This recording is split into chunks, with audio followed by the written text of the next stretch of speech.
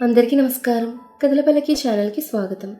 ఇప్పుడు మనం చెప్పవే ప్రేమ పార్ట్ 25 విందాం. చైతు మాటలే చెవుల్లో మోగుతుంటే తనకి చూపు మసగ్గా ఉంటూ అక్కడే కళ్ళు తిరిగి పడుతూ పక్కనే ఉన్న స్తంభం తగిలి మరింత శబ్దం చేసింది. సమయం రాత్రి 7 గంటలు కావస్తోంది. అప్పుడే ఇంట్లోకి ఆనందంగా వచ్చిన శివకు ఇల్లంతా నిశ్శబ్దంగా ఉండడంతో ఇది మన ఇల్లేనా అని సందేహపడుతూ కిందంతా ఒకసారి చూసి తన గదికి వెళ్ళాడు. అను మీద అరిచేసొచ్చాక కూడా ఆ సహనం తగ్గక రూమంతా తిరిగి ఇంకేం చేయలేక పిల్లోలో ముఖం దాచేసి బోర్లో పడుకుండిపోయాడు చైతు. గదిలో మంచం మీద అడ్డంగా పడుకున్న చైతుని చూసి వీడేంటి ఇలా పడుకున్నాడు అనుకుని చైతు చైతు అంటూ లేపడానికి ట్రై చేస్తున్నాడు శివ. రే డిస్టర్బ్ చేయకు అని సీరియస్గా విసుక్కుని మళ్ళీ పడుకున్నాడు చైతు. నిజానికి చైతు ఇప్పటి వరకు కూడా నిద్రపోలేదు. కలతగా ఉంది తనకి. కునుకు పట్టినా వెంటనే చెదిరిపోతోంది. చైతు మాట విన్న శివ కసురుతాడేంటి అని ఒక పిచ్చి ఎక్స్ప్రెషన్ ఇచ్చి సర్లే ఇంట్లో ఎవరూ లేరా, అన్ను కూడా కనిపించట్లేదు అన్న తన ప్రశ్నకు చైతు మరో పక్కకి తిరిగి పడుకున్నాడు. అలసిపోయి ఉంటాడులే అనుకుని కిందకు వెళ్ళాడు శివ. అన్ని గదులు చూశాడు కానీ ఎవరూ కనిపించలేదు. ఇంతలో అందన ఫోన్ చేశారు. లేట్ అయ్యేలా ఉంది శివ, కర్రీస్ ఉన్నాయి, రైస్ ఎంత పెట్టాలో అనుకు చెప్పాను, పెట్టుకుని తినేయమని చెప్పారు. అది విన్న శివ అంటే అను ఇంట్లోనే ఉంది, మరి కనబడదే అనుకుని ఇంటి బయట కూడా చూశాడు. సర్లే టెర్రస్ మీద ఉందేమో అని పైకి వెళ్ళాడు. అప్పుడే కాస్త నిద్రలోకంలోకి వెళ్ళిన చైతు శివ అరుపులు విని అదిరిపడి లేచి సౌండ్ వచ్చిన దిశగా వెళ్ళాడు. వెళ్తుండగానే శివ కంగారుగా అనూనెత్తుకుని మెట్లు దిగుతూ కనిపించాడు. అనూన్ జాగ్రత్తగా తీసుకొచ్చి వాళ్ళ బెడ్ మీద పడుకోబెట్టాడు శివ. శివ అను ముఖం మీద నీళ్లు చల్లి లేవడానే చూస్తూంటే అను ఎంతకీ కదలకపోవడంతో ఇద్దరిలోనూ భయం మొదలైంది. ఇంతలో చైతు పరుగున వెళ్ళి సాల్ట్ లెమన్ వాటర్ తీసుకొస్తే మెల్లగా పట్టించారు. ఒక 15 మినిట్స్ తర్వాత స్పృహలోకి వచ్చింది అను. పిల్లో అడ్జస్ట్ చేసి కూర్చోబెట్టి ఏమివ్వాలో తెలియక గ్లూకోవిటా బోల్ట్స్ ఇచ్చారు కొంచెం ఎనర్జీ కోసం. శివ అను పక్కనే కూర్చుని గట్టిగా పట్టుకుని అలా ఉండిపోయాడు. అసలు ఏమైందిరా అన్నాడు కళ్ళు మూసుకుని కూర్చుని అనువుని చూస్తూ చైతు. కానీ శివ మాట్లాడకుండా నీరసంగా ఉన్న అనువుని వదలట్లేదు. చైతు గట్టిగా కదిపితే ఏడ్చేసేలా ఉన్నాడు. నిజానికి అను కళ్ళు తెరవకపోయేసరికి చాలా భయపడిపోయాడు. చైతు మెల్లగా ఇంకోసారి అడిగాడు. శివ అను వైపు తిరిగి నీరసంగా ఉన్నప్పుడు పైకెందుకు వెళ్ళావాను, నీకేమైనా అయ్యుంటే, అసలు నువ్వు అలా కింద పడిపోయి ఉంటే నాకెంత వణుకొచ్చేసిందో తెలుసా, కిందకి ఎలా తీసుకొచ్చానో నాకే తెలియదు, ఇంకా కళ్ళు తెరవకపోతే అంటూ ఆపేసి తలపట్టుకున్నాడు. అను సైలెంట్గా శివ చేయి పట్టుకుంది కంట్రోల్ చేయడానికంటూ.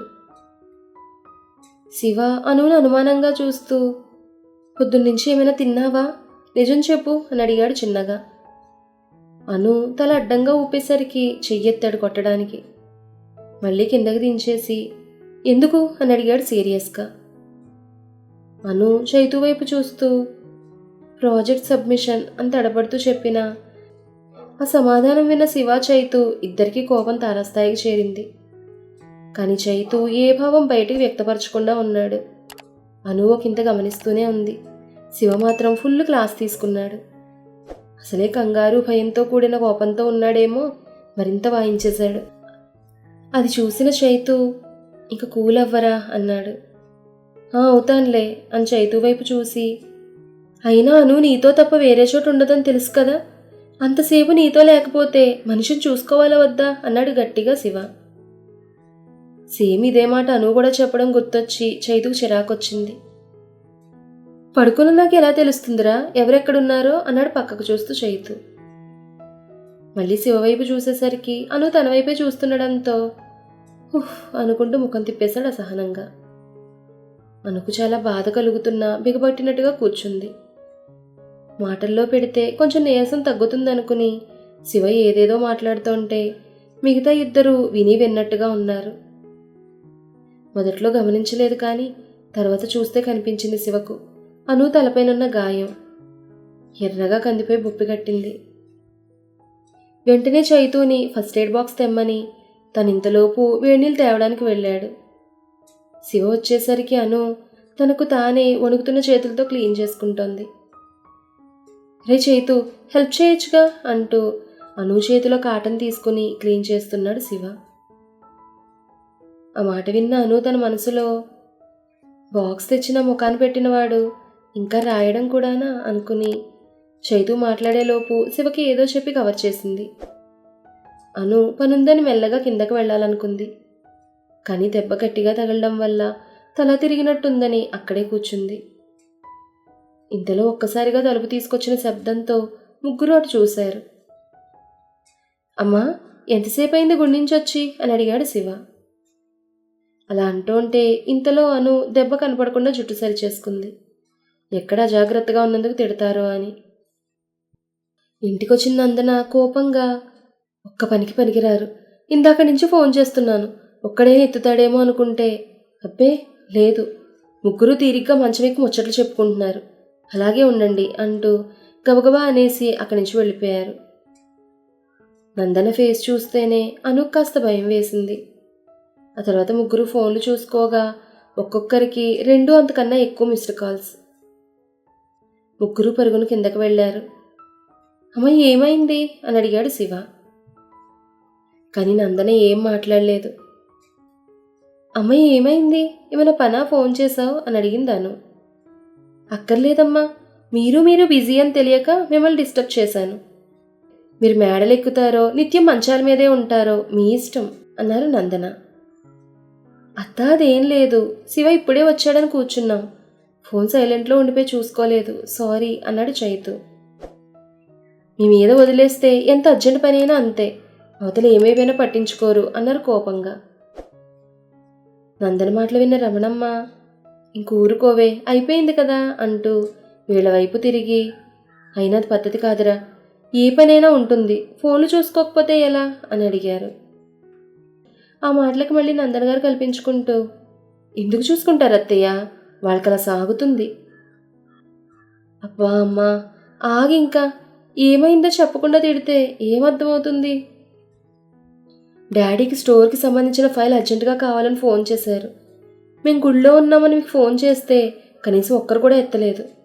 ఏం చేస్తారు, అవసరం అయింది కదా, మేము వచ్చాక మనిషిని పంపించి పట్టుకెళ్ళారు.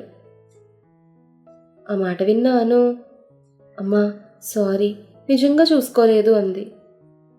చేసినవన్నీ చేసి ఇప్పుడు సారీ చెప్పి ఏం లాభం, ఆయన పని ఆలస్యం అయింది అన్నది నందన. ఇంతలో శ్రీధర్ గారు ఇంటికొచ్చారు. ఆయన ముఖంలో కోపం, విసుగు స్పష్టంగా కనిపిస్తోంది. అలానే వచ్చి సోఫాలో కూర్చున్నారు. శ్రీధర్ గారిని చూసిన నందన, ఏమైందండి అలా ఉన్నారు అని అడిగింది. కానీ శ్రీధర్ గారు ఆవిడికి సమాధానం ఇవ్వకుండా అనువైపు చూస్తూ, వచ్చిన వెంటనే మంచినీళ్ళు ఇవ్వాలని తెలీదా అని అరిచారు. అను దెబ్బ కులిక్కిపడింది.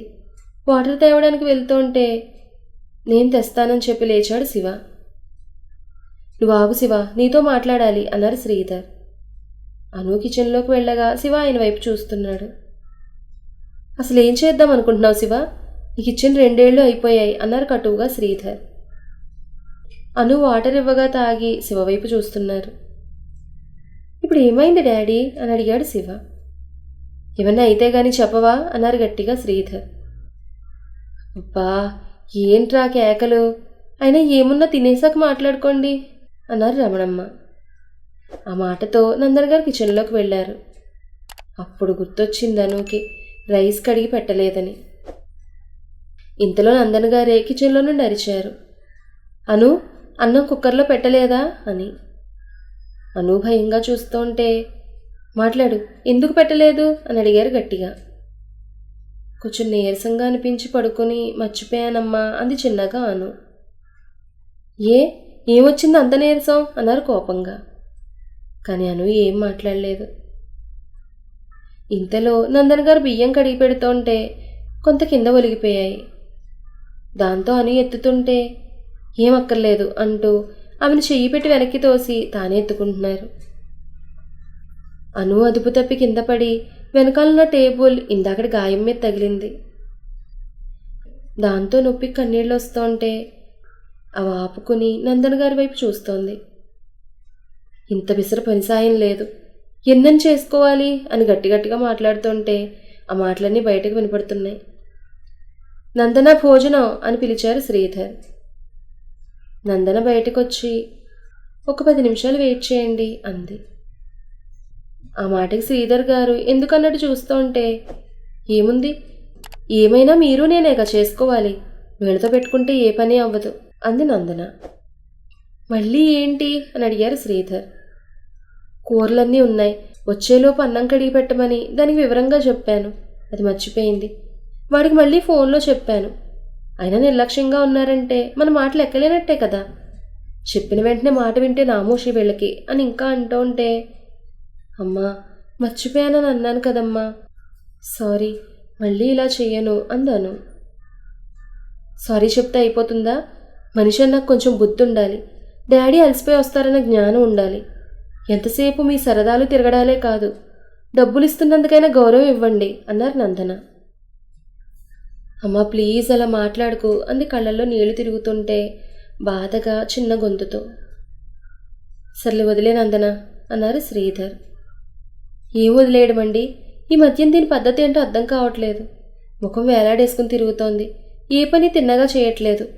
ఏమన్నా అంటే చదువు అంటోంది, ఆ గదిలోనే ఉంటోంది అంటూ చెప్తోంటే మధ్యలో శివ, అమ్మా దానికి ఎగ్జామ్స్ కదా, అది కూడా అర్థం చేసుకోకపోతే ఎలా అన్నాడు కోపంగా. దాంతో వెంటనే శ్రీధర్, నువ్వు నోర్ముయ్, నువ్వొకడివి సరిగ్గా ఉంటే తర్వాత దాన్ని సపోర్ట్ చేద్దువు అన్నారు గట్టిగా. శివ ఆయన వైపు చూస్తూ ఉండిపోయాడు ఆ మాటకి. చెప్పు, ఇంకెన్ని రోజులు ఆగాలి, ఇచ్చిన టైం అయినా కూడా ఇలాగే గడిపేస్తున్నావు అన్నారు శ్రీధర్. శివ ఏదో చెప్పేలోగా చేత్తో నిదురు పట్టుకుంటూ, మొదటి నుంచి నీ విషయంలో నాకు తృప్తి లేదు శివ. నేను చెప్పింది చదవమంటే ఇష్టం లేదన్నావు, బిజినెస్ చూసుకోమంటే కుదరదన్నావు, కొన్ని జాబ్ చేసుకుంటావా అంటే కెమెరా కోర్స్ అంటూ గాలి తిరుగుడు తప్ప ఉపయోగం లేదు. అందరూ ఒక్కటే అడుగుతున్నారు, ఏం చేస్తున్నాడు మీ అబ్బాయి అని. నీ గురించి చెప్తుంటే ఎందుకు వచ్చినవి మనకు అవన్నీ, కుదురుగా మనం పని చేసుకుంటే పోయేదానికి అంటూ నా ముఖం మీదే చెప్పేస్తున్నారు అంటూ ఆగి, చెప్పు ఫర్దర్గా ఏంటి నీ నెక్స్ట్ స్టెప్ అన్నారు శ్రీధర్. ఇంతలో నందన మధ్యలో కల్పించుకుని, ఏదో మీకు డబ్బులుండి చదివించడం కానీ అంత గొప్పగా ఏమీ సాగవులేండి అన్నది. ఆ మాటలకి శివ, అమ్మా అంటూ, డాడీ నాకు ఒక ఇంటర్న్షిప్ ఆఫర్ వచ్చింది, ఓకే చేద్దామని చూస్తున్నాను అని చెప్పాడు. అంటే మాకు చెప్పి చేసే పని లేదా అని అడిగారు శ్రీధర్.